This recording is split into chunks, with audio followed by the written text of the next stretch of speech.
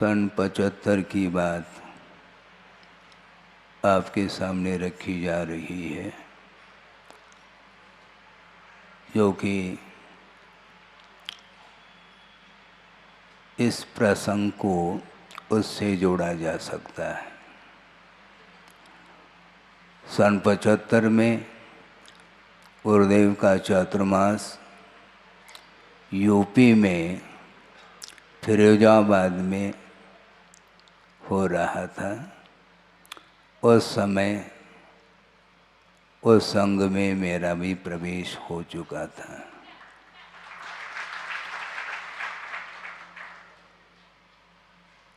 उन दिनों मैं ब्रह्मचर्य अवस्था में था और शाब्दिक ज्ञान की अपेक्षा से सोचते हैं ना के बराबर भी मुझे ज्ञान आगम के तौर पर नहीं था। प्रारंभ हुआ था और गुरुदेव अध्ययन कराते थे। 3-4 ब्रह्मचारी थे, उसमें मैं था। और उस समय गुरुदेव प्रतिदिन प्रवचन विभिन्न विभिन्न विषयों पर बड़े मौलिक चिंतन के साथ देते थे। और एक दिन एक विद्वान आए और एक हाथ में ग्रंथ लेकर के आए थे और उन्होंने निवेदन किया कि भगवान, यह संकलित ग्रंथ है जिसका नाम समन सूत्तम है और उसका संकलन जिनेन्द्र वर्णी जी ने किया है। और हमारा भाव है इस ग्रंथ का राष्ट्रभाषा में अनुवाद आपके कर कमलों से हो तो जैन समाज के लिए बहुत बड़ी उपलब्धि होगी। उस समय गुरुदेव ने ये सारी बातें सुन ली और उन्होंने कहा, आपकी भावना अच्छी है, समय पर जो होगा देखा जाएगा। और उसी दिन से उन्होंने अनुवाद करना प्रारंभ किया और अनुवाद करते करते चातुर्मास निष्ठापन हुआ और निष्ठापन के पश्चात विहार करते करते बड़े बाबा के चरणों में आए, कुंडलपुर सिद्ध क्षेत्र। और जहाँ तक मुझे स्मरण है उसको वहीं पर उन्होंने पूर्ण किया। और पूर्ण करने के साथ साथ मूल ग्रंथ का नाम था समन सूत्तम और उसका उन्होंने अनुवाद आद्योपांत किया और उसका नाम रखा जैन गीता।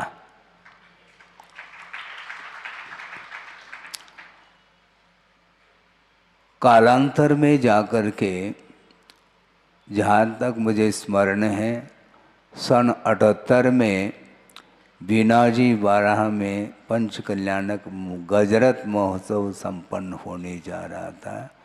उस समय भी गुरुदेव वहाँ पर संग सहित उपस्थित थे और उस समय कुछ विद्वान लोग आए थे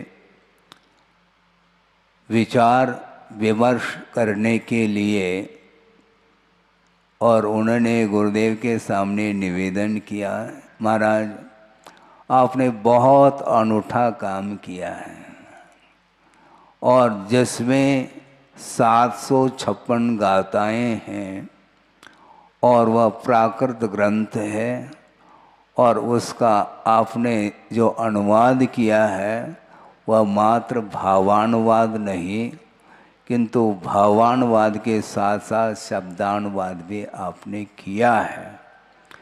ये अपने आप में एक बहुत प्रशंसनीय कार्य हुआ है। लेकिन ये सारा विषय गुरुदेव ने सुना, फिर जहाँ पर लेकिन की बात आ गई उस समय गंभीर हो गए। संभव है कुछ विद्वानों के मन में कुछ चल रहा होगा, देखते हैं उसको भी क्या कहना चाहते हैं। महाराज आप बहुत, आपका ज्ञान, आपकी साधना, हम कहाँ तक उसका वर्णन शब्दों में कर पाएंगे। लेकिन एक विकल्प है, वह विकल्प यह है, क्या विकल्प बोलो जल्दी करो। तो उन्होंने कहा कि महाराज अनुवाद बहुत अच्छा बन पड़ा है, लेकिन आपने जो शीर्षक दिया है जैन गीता, ये हमें बात समझ में नहीं आ रही है। क्योंकि अन्यत्र भी गीता आप जानते होंगे, तो उसके साथ कुछ तुलना करके वो कुछ कहना चाह रहे होंगे। तो उन्होंने ये कहा कि महाराज जैन और गीता ये हमें बात समझ में नहीं आती, इसमें इस शीर्षक में कुछ परिवर्तन हम चाहते हैं, जैसी आपकी इच्छा हो। हमने तो आपके सामने बात रखी। तो गुरुदेव ने कहा आपने अच्छा सोचा होगा, अपने बुद्धि से जो आपने सोचा वह अपनी जगह है, किंतु आप विद्वान हैं, आप तलस्पर्शी ज्ञान रखते हैं, तो गहराई के साथ आपको सोचना चाहिए था, और बिना सोचे आप जल्दी कर गए ऐसा हमें लग रहा है। क्योंकि जैन शब्द यह किसी संप्रदाय को सूचित करने वाला शब्द नहीं है। क्योंकि अहिंसा की अभी बात चल रही थी, उसी को इस प्रसंग से जोड़ करके और पुष्ट करना चाहते हैं। जैन शब्द यह जातिवाचक शब्द नहीं, किसी संप्रदाय को यह आग्रह कर रहा हो ऐसा नहीं, किंतु जिनका अर्थ क्या होता है, जिन किसको बोलते हैं, अनेक भव गहन विषय व्यसन प्रापन हेतुन कर्मा रातिन जयति इति जनाः, ये जिन की परिभाषा है। अनेक भवों में, भवरूपे गहन जंगलों में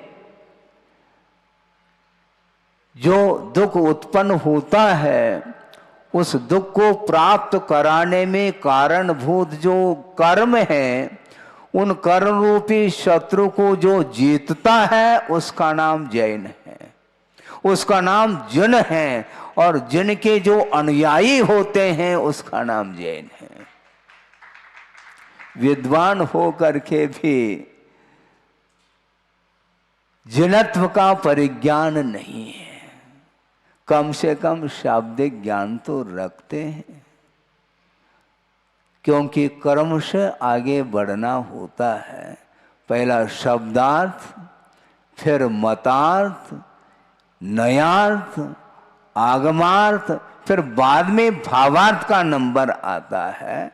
इसलिए वस्तुतः जिनका अर्थ क्या, ये सोचो समझो। जो अनादिकालीन जो मोह की परंपरा चल रही है, और 8 कर्मों में मोह राजा माना जाता है, उस मोह को जिसने पछाड़ लिया है, उस मोह को जिसने दग्ध कर दिया है, उसका नाम जिन है, और उस जिन की उपासना करने वाले जो होते हैं उसका नाम जैन है।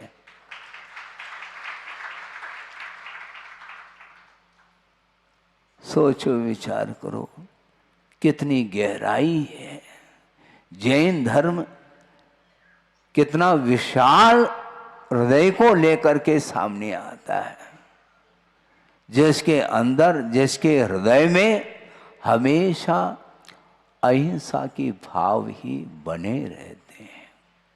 शब्दों के माध्यम से वर्णन करना, अहिंसा की व्याख्या करने वाले बहुत मिल सकते हैं और अच्छे साहित्यिक और परिष्कृत भाषा के माध्यम से भी वर्णन किया जा सकता है, किंतु हृदय जो है ना वह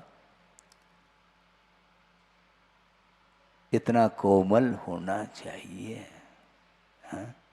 आप जानते हैं इसको क्या बोलते हैं? मयूर पीछिका। ये किसके काम में आता है? यह उपकरण है, ये संयमोपकरण है, ये ध्यान रखो।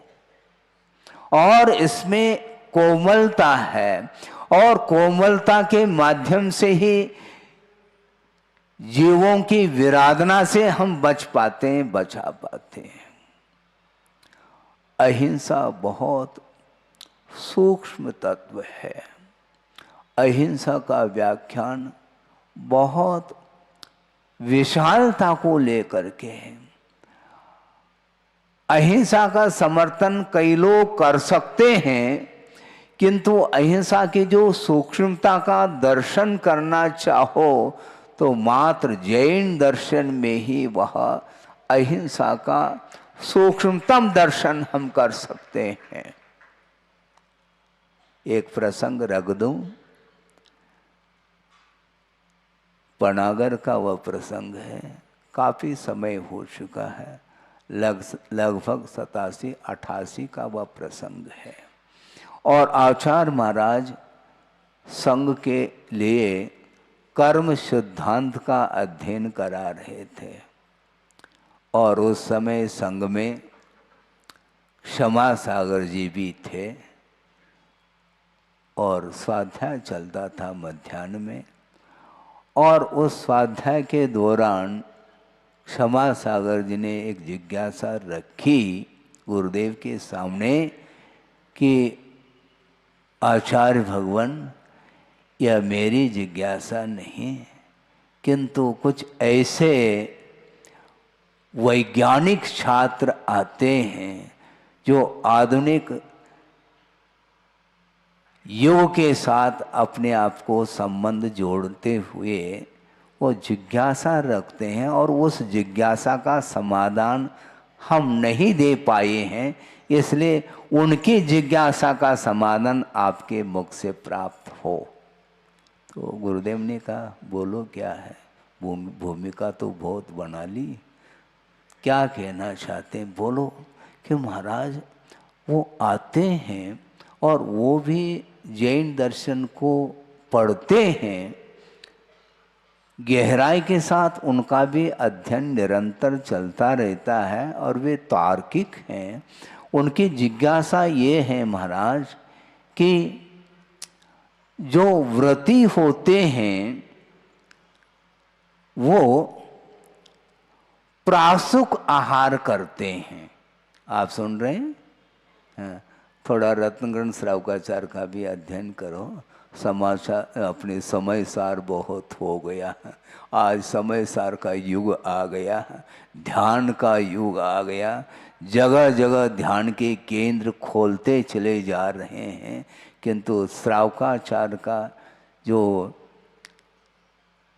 विषय है और उसका अनुकरण कौन कितने परसेंटेज में कर रहा है, यह विचारनीय विषय है। और वह ये है कि व्रती लोग महाराज प्रासुक आहार लेते हैं और जिसको आप लोग सचित्त त्याग प्रतिमा बोलते हैं ना। हाँ, सचित्त त्याग वनस्पति सेवन करने में आता है, किंतु उसको प्रासुक करने की क्यों आवश्यकता पड़ गई? क्योंकि उसको साग सब्जी जिसको आप लोग बोलते हैं, फल आदि, ये सारे के सारे प्रासुक करने के लिए हम चले जाएंगे तो और हिंसा ही तो होगी महाराज। हैं? उनका ये कहना था कि आप जैन दर्शन के अनुरूप वनस्पति में जीव स्वीकार करते हैं, ठीक है। जब वनस्पति में जीव है और उसको आप प्रासुक करेंगे तो सारे सारे जीवों की विराधना आपके माध्यम से होगी। तो ऐसी स्थिति में अहिंसा का हम हैं कैसा प्रचार प्रसार कर पाएंगे और अपने जीवन में अहिंसा के लिए कैसा स्थान दे पाएंगे महाराज। ये जिज्ञासा उन्होंने रखी है और इसका समाधान मैं नहीं दे पाया, इसलिए आप देंगे। तो गुरुदेव ने कहा बैठो शांति से, इसी का नाम तो विज्ञान है। वीतराग विज्ञान के माध्यम से ही अहिंसा की गहराई समझ में आ सकती, यदि समझना चाहो तो। एक क्षण के लिए तर्क को आप साइड में रखिएगा, क्योंकि आगम तर्क गोचर नहीं हुआ करता, ये कहा हुआ है। आगम अतर्क गोचर, तर्क गोचर नहीं, श्रद्धान का विषय है। आप तर्क मत करो, समर्पण भाव के साथ जिनवाणी को समझने का पुरुषार्थ करिए। हाँ, संयम बहुत, संयम के बारे में आपने सोचा, कभी सोचा है संयम कितने प्रकार का है महाराज? अनुव्रत महाव्रत के पीछे से 2 प्रकार का है, ये तो सभी को ज्ञात है।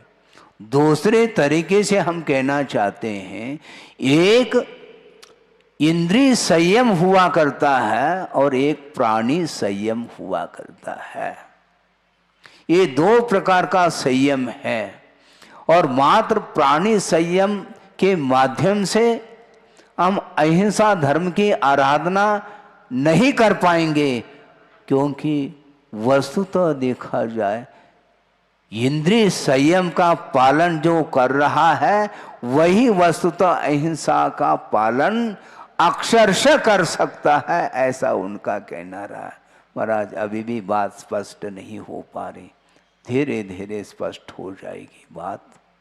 वो ये है कि प्रासुक करने का प्रावधान इसलिए है, इंद्रिय संयम का पालन हमें करना है। और आप लोग फल है, अनेक प्रकार के फल हो सकते हैं। सेव फल भी है जिसको एप्पल आप लोग बोलते हैं, केला भी है, आम भी है, अमरूद भी है, अनेक प्रकार के फल हो सकते हैं और उस फल का आप सेवन करते हैं। यदि प्रासुक करके सेवन करेंगे, एक आध कली आप खा पाओगे, आपकी बस की बात नहीं। हाँ, और बिना प्रासुक किए केले को छील छील करके आप यदि लेंगे तो न जाने कितने डजन खा जाएंगे आप। क्यों ऐसा? इसी का नाम है।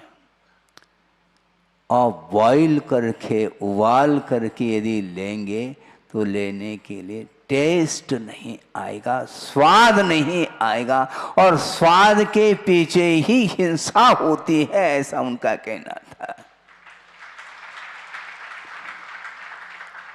आप लौकी का सेवन करते हैं, लौकी, कच्ची लौकी खाने में आती है? नहीं आती महाराज। क्यों? हाँ, क्यों मत पूछो महाराज। हाँ, क्योंकि आपने ही कहा था तर्क काम नहीं करता। आपने हमारे शब्दों को आपने लौटा दिया है महाराज। लौकी खाई नहीं जाती, तोरई खाई नहीं जाती कच्ची, परवल भी खाया नहीं जाता, भिंडी भी खाई नहीं जाती, बरबटी भी खाई नहीं जाती। हम ये पूछना चाहते हैं ककड़ी? हाँ महाराज, ककड़ी तो खाई जाती है। हाँ, बल्कि ककड़ी को बिना प्रासुक किए, और समझ गए आप? हाँ, नमक मिर्च इत्यादि के माध्यम से उसको लिया जाता है, तो वह फिर पता नहीं लगता कि कितना हमने ले लिया है। इसको बोलते हैं इंद्रिय असंयम, और इंद्रिय असंयम के माध्यम से ही हिंसा बढ़ती चली जाती है।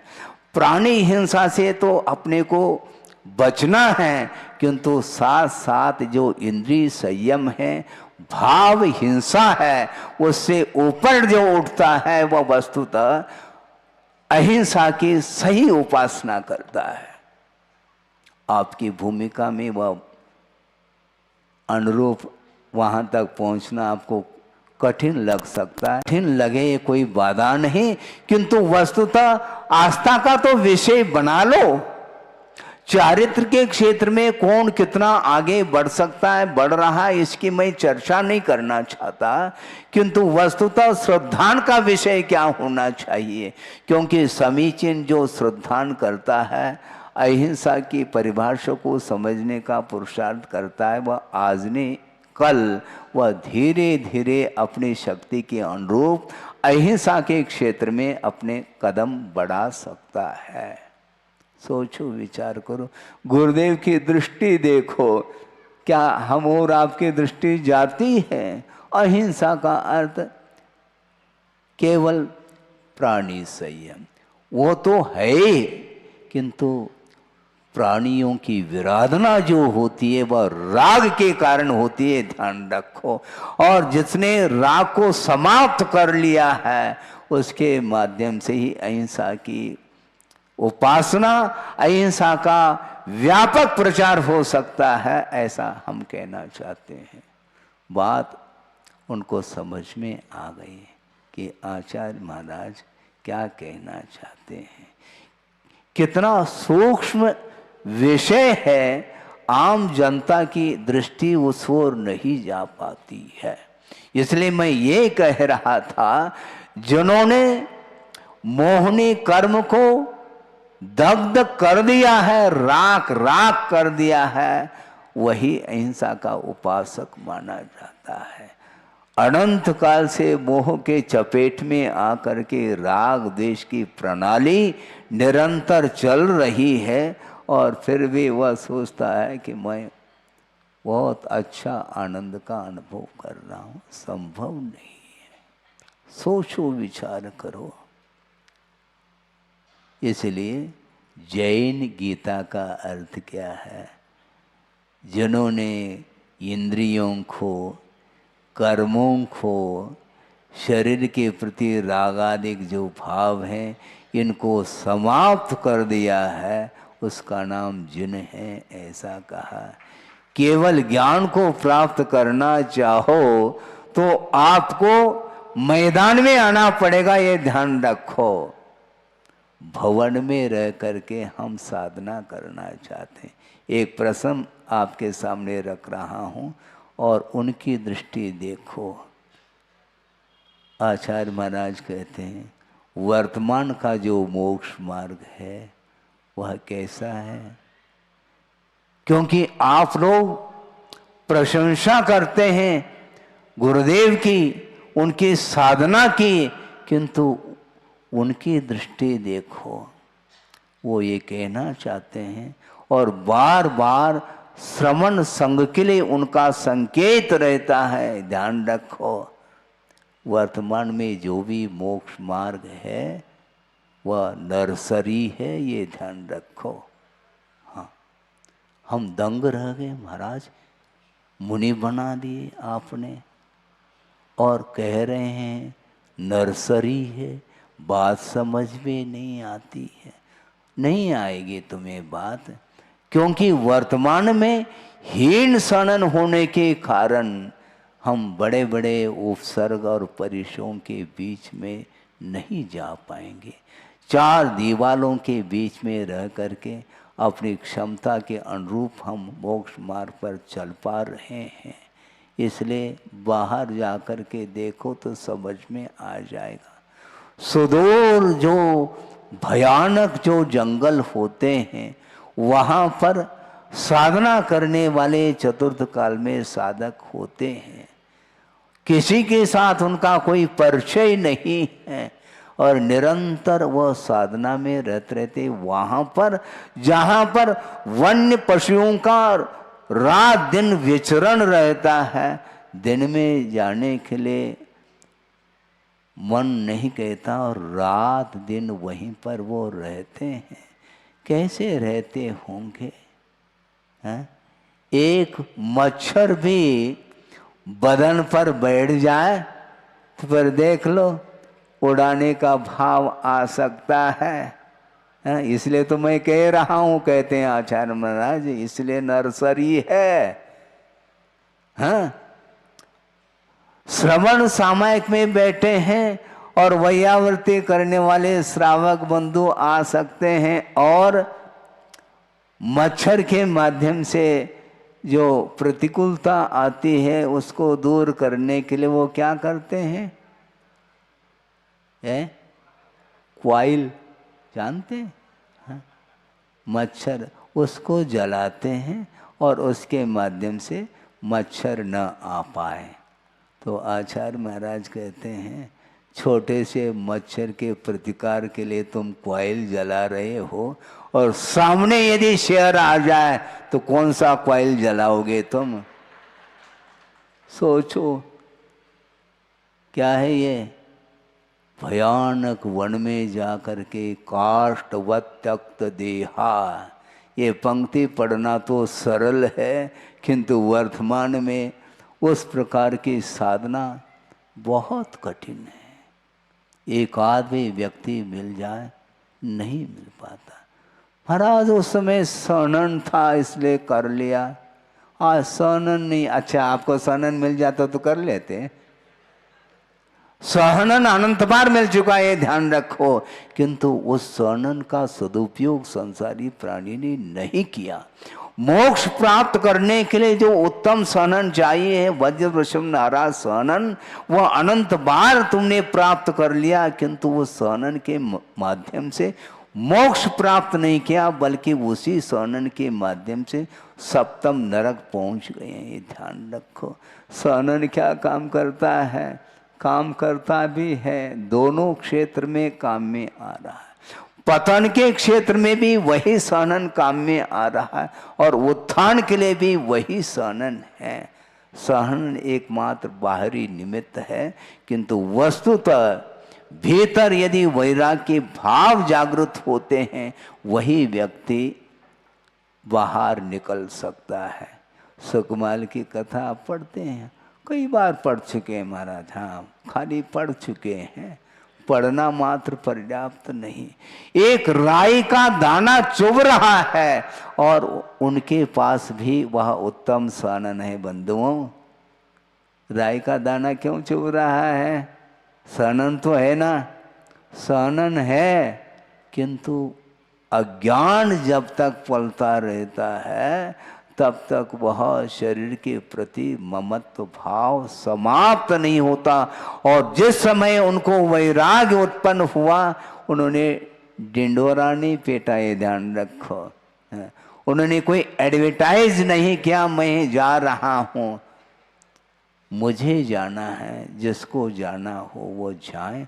और बिल्कुल मध्य रात्रि में उठ करके और सारे परिवार के लोग शयन कर रहे हैं और उनका मन नहीं लग रहा है। उन्होंने सोचा अभी तक जो जीवन व्यतीत किया वह अज्ञान का परिणाम रहा, अब मुझे ज्ञान प्राप्त हो रहा है और उसके माध्यम से, उस ज्ञान की किरण के माध्यम से मुझे जल्दी बाहर निकलना चाहिए, नहीं तो अंधकार चारों ओर फैला हुआ है। और वो क्या करते हैं? हवेली कई मंजिला है खंड और वहाँ से नीचे उतरना है और किसी को जानकारी भी नहीं मिले। इस प्रकार उन्होंने सोचा बिल्कुल किसी को जगाना नहीं, क्योंकि मैं जग गया पर्याप्त है।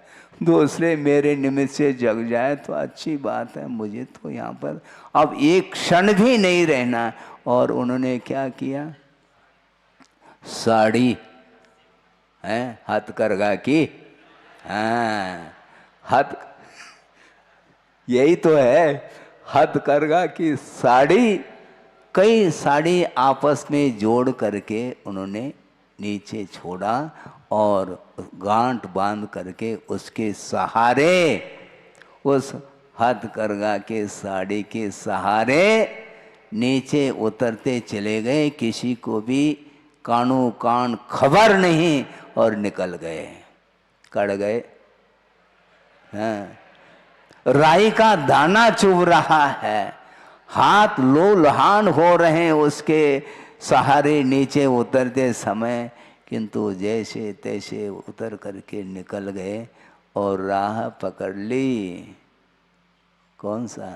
मोक्ष पथ मिलता धीरे धीरे। आप लोग भजन भी बोलते हैं, बहुत पुराना भजन है। तो वो मोक्ष पथ पर आरूढ़ हो रहे हैं और जंगल की ओर निकल रहे हैं, और वहाँ पर एक मुनि महाराज का समागम होता है।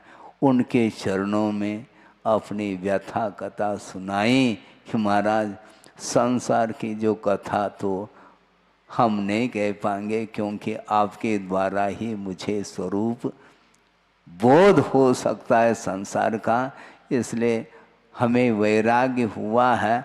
यह वैराग्य कहें स्मशान वैराग्य जैसे न रह जाए, इसमें स्थायित्व हो, इसलिए निरंतर वैराग्य के परिणाम हमारे बने रहें। इसलिए मैं आपको खोजता हुआ आया और आप मिल गए। मेरा बहुत बड़ा तीव्र पुण्य का उदय समझता हूँ, नहीं तो चारों ओर अंधकार तो फैला हुआ है। जल्दी से जल्दी आप हमें महाव्रत दे करके उपकृत करिए। इस प्रकार कहते हैं उन्होंने दीक्षा दे दी। और दीक्षा, उनकी उम्र कितनी थी? 3 दिन है ना, 3 दिन की उम्र शेष है, और कमाल कर दी उन्होंने।